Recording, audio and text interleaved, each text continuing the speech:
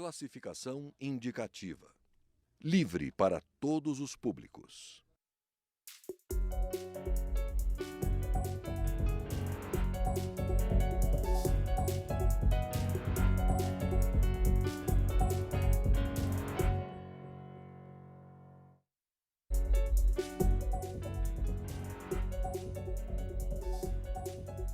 Olá!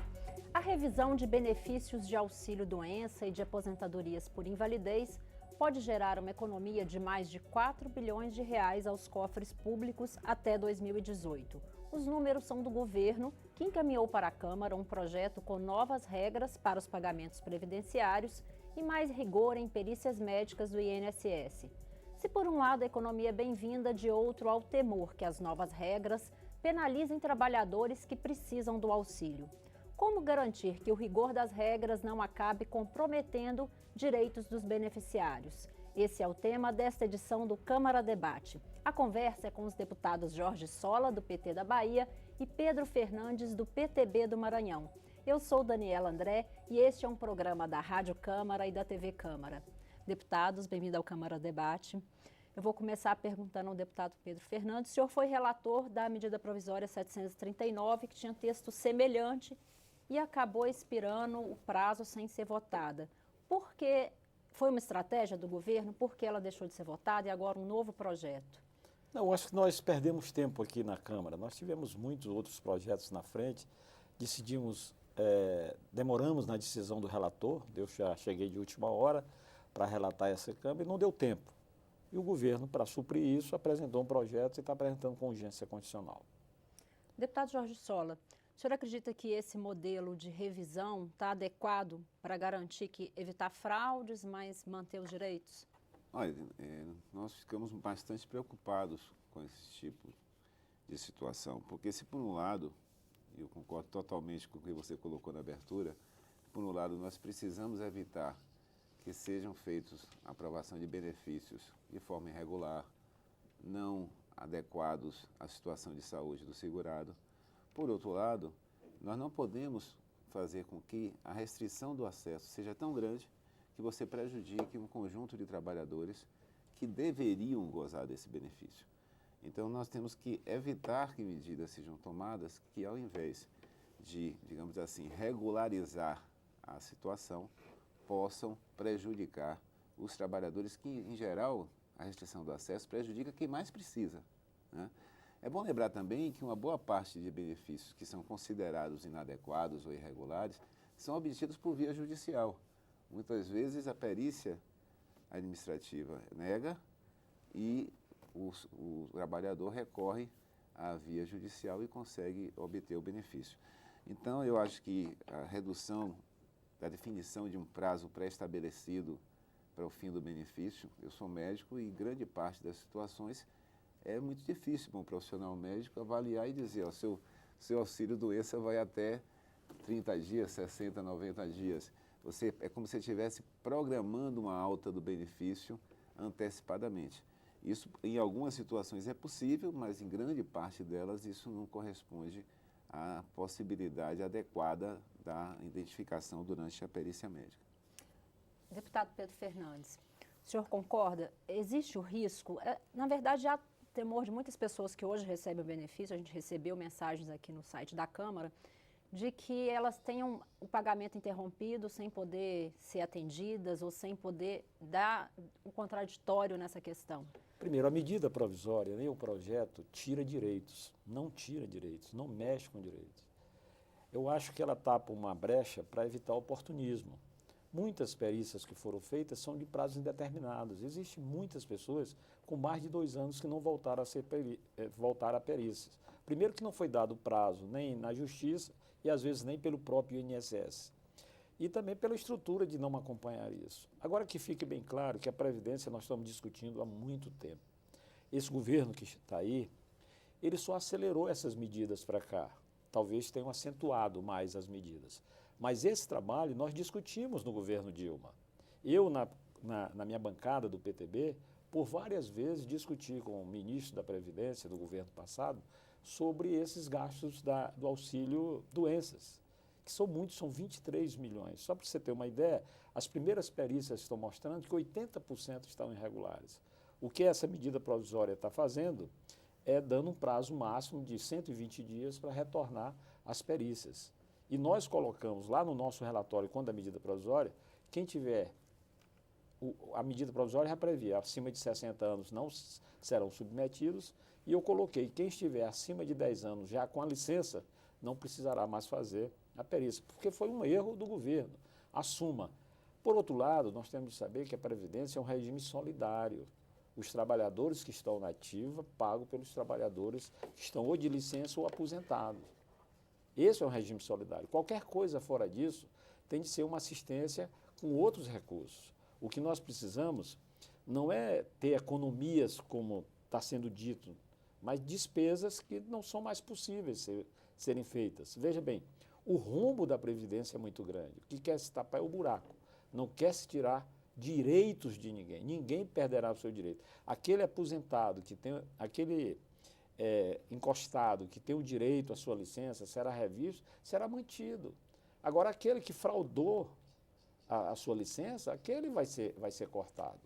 É isso que nós queremos fazer. Aliás, muitos programas sociais no Brasil estão cheios de fraudes. Por quê? Porque enquanto tem um ou dois pensando em fazer uma correção, tem milhares pensando em fraudar o sistema.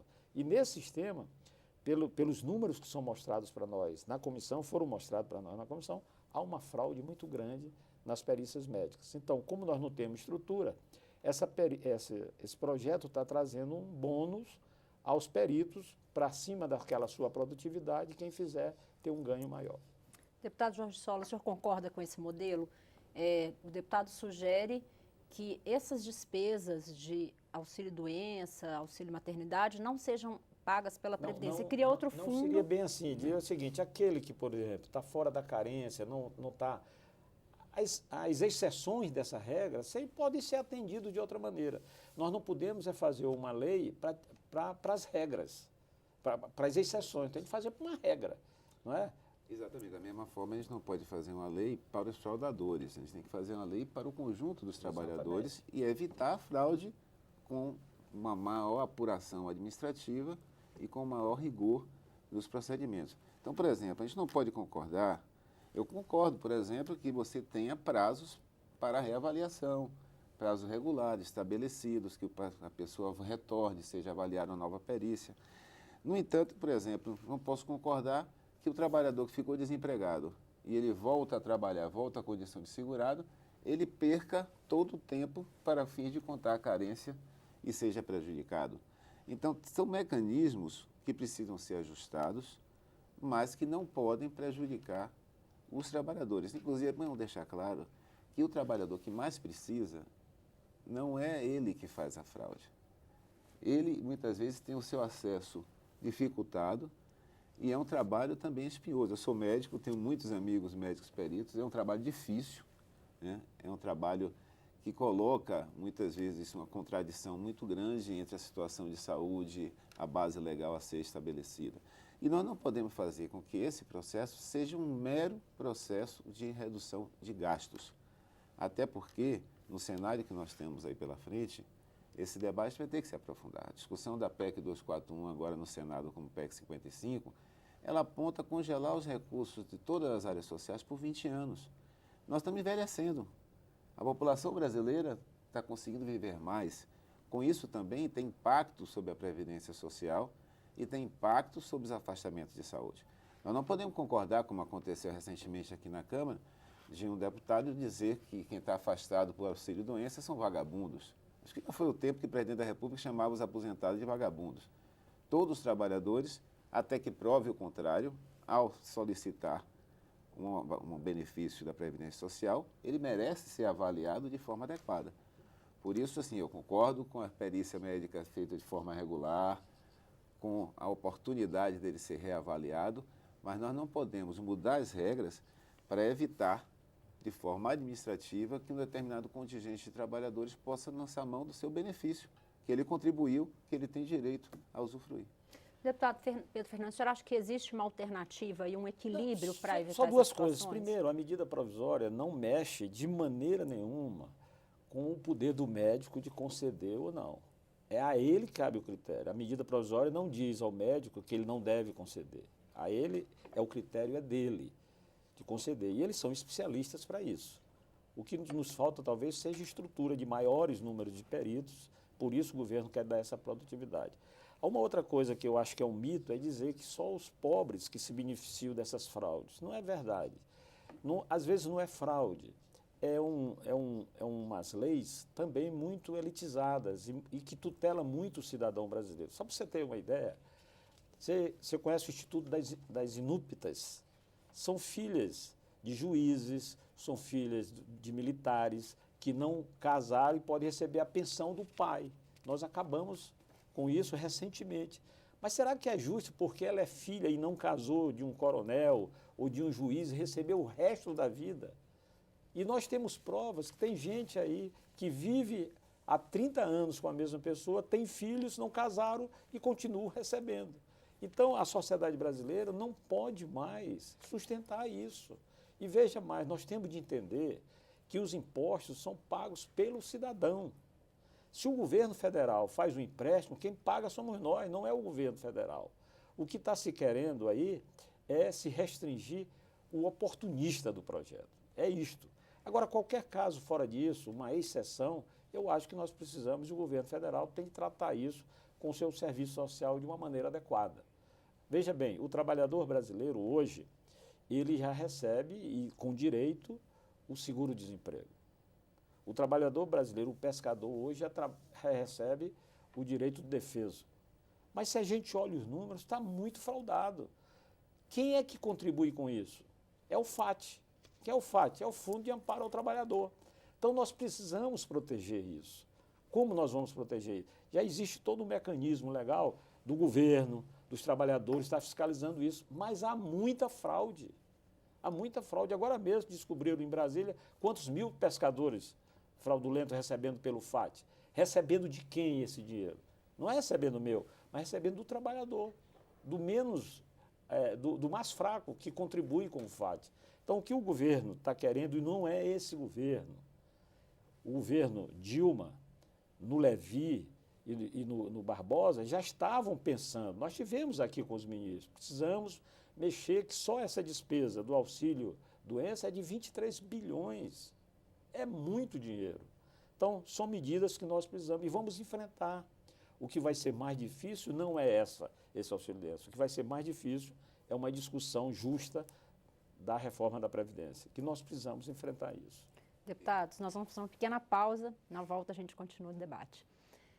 Nós voltamos já, estamos ouvindo os deputados Jorge Sola, do PT da Bahia, e Pedro Fernandes, do PTB do Maranhão. Fique conosco.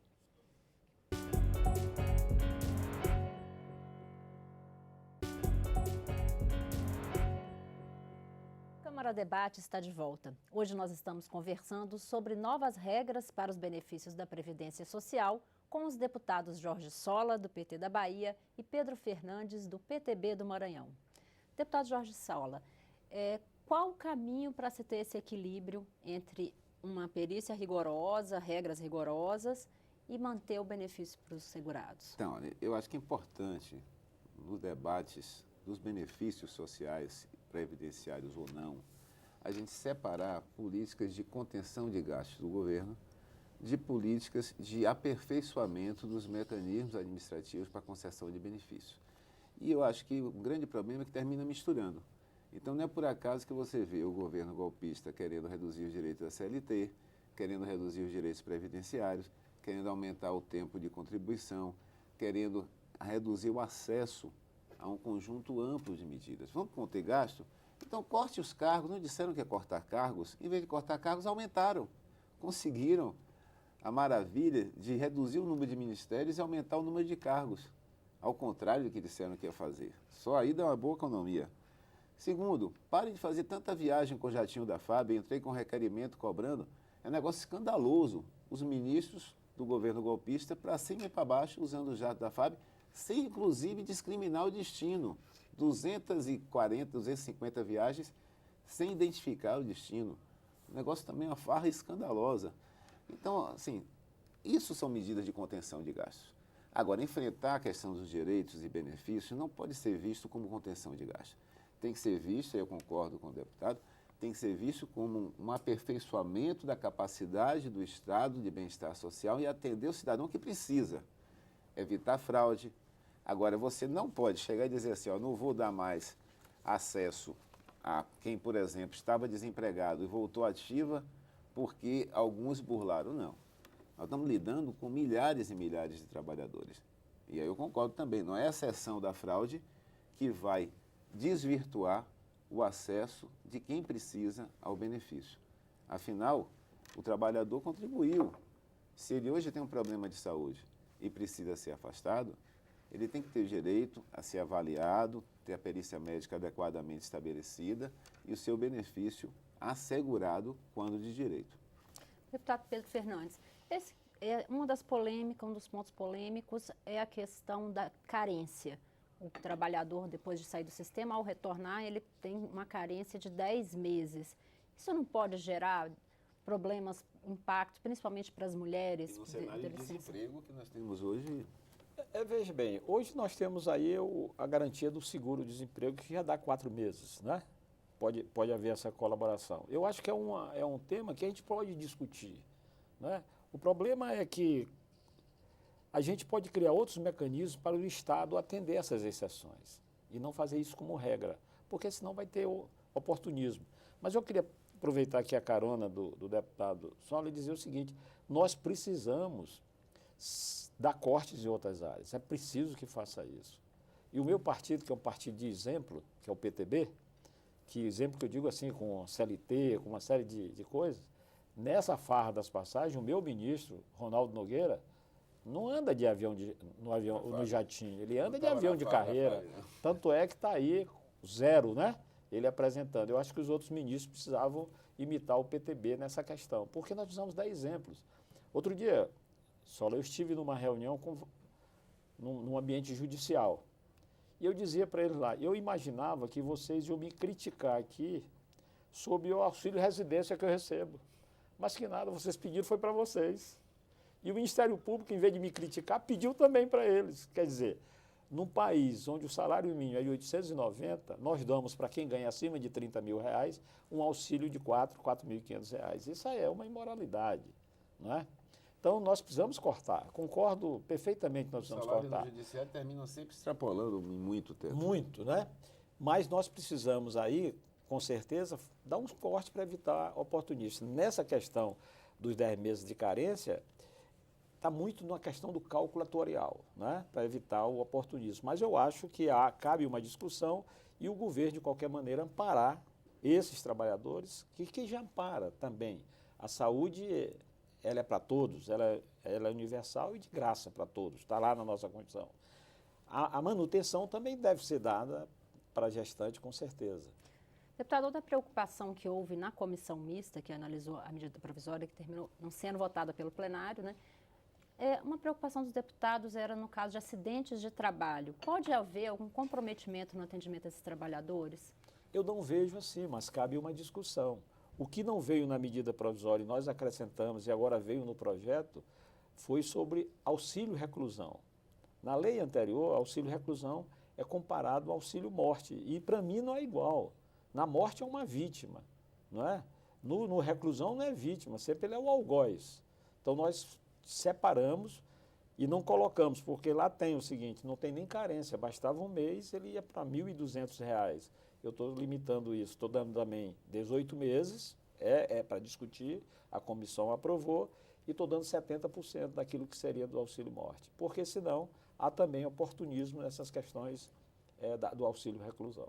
O senhor concorda, deputado Jorge Sola, no caso de auxílio-reclusão, existe alguma distorção na questão da carência? Olha, o raciocínio é o mesmo. Nós temos que ter uma regra que permita que o beneficiário, em determinada situação, tenha acesso sem que ocorra fraudes e distorções. E aí, obviamente, os prazos é um ponto que tem que entrar no debate.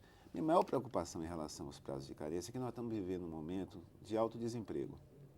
E o cenário da economia, com as medidas que o governo tem tomado, como corte de gastos, corte de investimento, redução de investimento público, vão aprofundar o processo de recessão e vão aprofundar o cenário de desemprego. Então, o trabalhador, imagina a situação, ele trabalhou 20 anos, ficou desempregado, passou um ano desempregado, conseguiu voltar ao mercado de trabalho, conseguiu voltar à condição de segurado. Ele tem que começar de novo a contar o seu tempo de carência como se nunca tivesse contribuído. Então, esse é um ponto central. Nós temos que ter mecanismos que assegurem ao trabalhador que ficou desempregado e retornou à condição de segurado, gozar os direitos e resgatar o seu tempo de contribuição. Isso é algo que a gente não pode concordar que venha a ser prejudicado. Acho que é uma preocupação que o relator já está colocando como possível de ser garantida, né? Nós não podemos aceitar a revogação do artigo 24 da Lei 8.213 de 1991, que assegurava um prazo diferenciado de carência nessas situações. Então, acho que esse é um ponto que precisa ser preservado sob pena de prejudicar um conjunto amplo de trabalhadores. O senhor acha que é possível, deputado, um acordo nesse ponto em flexibilizar o prazo de carência no caso de trabalhadores que ficaram desempregados, estão retornando ao mercado de trabalho? Veja bem, o meu relatório, eu vou manter o relatório que eu fiz na comissão da medida provisória, até porque foi discutido e foi aprovado. Mas o plenário é soberano, o que o plenário destacar e votar, de maneira nenhuma eu me zangarei com isso, né? O certo é que eu vou manter o relatório que eu fiz na comissão, se for designado o relator, como tudo indica, mas falta sair o ato, eu manterei o relatório que eu fiz na medida provisória, já que a lei é a mesma. E nesse relatório, como ficaria esse prazo, no São caso de 10 trabalhadores? meses, eram 4, nunca deixou de ter carência, eram 4, passou para 10 meses. Nós vamos mantê-lo. E no caso da licença gestante, deputado? É 10 meses. meses. Esse prazo não pode prejudicar algumas mulheres e até mesmo a questão da mulher no mercado de trabalho já é sempre um tema que a mulher está sempre em uma certa desvantagem, com salários mais baixos. Não é mais uma coisa que, vamos dizer, vulnerabiliza a mulher no mercado de trabalho? Eu aceito essa tese, mas eu acho que nós precisamos começar também a ter responsabilidade com a maternidade. Ora, se eu estou desempregado, eu não vou engravidar. Ah, preciso da educação? Então vamos dar educação, não é? Não é porque eu tenho um regime solidário. Quem vai pagar são os trabalhadores que estão na ativa, não é? Quando o governo completa isso, ele completa com financiamento. Quem paga o financiamento somos nós, trabalhadores. Não é o governo que paga. Aliás, o governo não paga nada. O governo só é um gastador, é um perdulário. Deve diminuir a máquina dele. Então, eu vejo o seguinte, que nós precisamos começar a ter regras para também ter responsabilidades. O governo não pode tutelar o cidadão brasileiro. Essas questões de vulnerabilidade por uma coisa ou outra tem de ser amparado no serviço social. Mas é preciso que a gente entenda, se eu estou desempregado e vou para um seguro-desemprego, eu não posso engravidar. Qual é a responsabilidade que tem uma mãe que não pensa nisso para criar um filho? Não é? Tem casos que, sei lá, o método não deu certo, são casos que precisam ser examinados pelo serviço social. Mas isso não deve ser regra, porque senão, se não tiver regra, todo mundo vai engravidar. Porque é renda que estão procurando. Eu sou de uma região que isso é dito, não tenho como provar, mas a gente vê os comentários na televisão, vemos comentários na política que muitas jovens se engravidam para pegar o benefício do governo. Isso não pode ser assim. Tem que ter regras. É isso que nós estamos dando regra no nosso relatório. Agora, se o plenário entender ser diferente, ótimo. Deputado Jorge Sola. Eu acho que a gente não pode deixar de tratar também nessa discussão um tema que está diretamente relacionado à sustentabilidade do sistema de benefícios sociais e de um Estado que se propõe a ser um Estado de bem-estar social, que é a questão da tributação e a questão da sonegação. Tem um estudo que mostra que 400 maiores devedores no Brasil devem 1 trilhão de impostos sonegados. 1 trilhão. Eu concordo. Em gênero, nome e grau, eu concordo. Estivemos na CPI do CARF, foi o nosso presidente, né? Os principais devedores estão entre eles a Rede Globo, a RBS, os bancos privados. É uma sonegação escandalosa. Se o governo não tivesse essa sonegação, quanto aumentaria a capacidade de arrecadação? Quanto aumentaria a capacidade de manter as políticas sociais, as políticas públicas? E outra questão é a discussão da tributação. No Brasil, quem mais paga imposto é quem menos tem. Verdade. O trabalhador não sonega, porque já vem descontado. A base de tributação é muito forte, a maior dela é no consumo. Então, tanto faz ele ganhar o Bolsa Família, estar recebendo o auxílio-doença pela Previdência, ou receber 1.000 salários mínimos, ele vai pagar o mesmo imposto no quilo de feijão que ele compra no supermercado. Isso é altamente injusto. Se o trabalhador consegue melhorar de vida, compra um carrinho usado, ele paga imposto. Mas se for um rico que tem um iate, que tem um helicóptero com cocaína ou sem cocaína, ele não paga imposto. Você, em vez de estimular alguém que fez uma poupança a montar um pequeno comércio, a abrir um empreendimento que vai gerar emprego, vai mobilizar recursos, você estimula ele a investir na Bolsa de Valores, comprando ações de empresa, que o lucro de dividendo não vai ser tributado. Se ele abrir um negocinho dele lá, no bairro, vai ser tributado. Então, se nós não mexermos nesses mecanismos, a gente não desata nós que são fundamentais. Porque, insisto, o problema da Previdência não é só no Brasil, é no mundo. Porque a população está vivendo mais. Com isso, você vai ter mais tempo para usufruir dos benefícios. E nós estamos crescendo o perfil epidemiológico de doenças crônicas, de acidente, de violência. Qual um dos grandes problemas que nós enfrentamos? Fomentou o acidente. O jovem no Brasil vive uma epidemia de violência e acidente. Acidente de moto, acidente de trânsito, violência nas grandes cidades. Isso faz com que, em plena fase produtiva, esse trabalhador muitas vezes seja afastado da sua capacidade de exercer. Deputados, infelizmente nosso tempo encerrou. Já deixo o convite para os senhores voltarem, ampliando um pouco aí o debate sobre tributação, reforma tributária. Que é uma das melhores reformas que nós precisamos fazer, urgente, é a reforma tributária. E só para acrescentar assim, os devedores nesse Brasil são tão fortes que a CPI do CAF não teve continuação. Apesar que tentamos fazê-lo. Mas não teve continuação. Obrigada pela presença. O Câmara Debate termina aqui. Conversei sobre novas regras para os benefícios da Previdência Social com os deputados Jorge Sola, do PT da Bahia, e Pedro Fernandes, do PTB do Maranhão. Você pode rever essa e outras edições na nossa página na internet ou no YouTube. Até mais!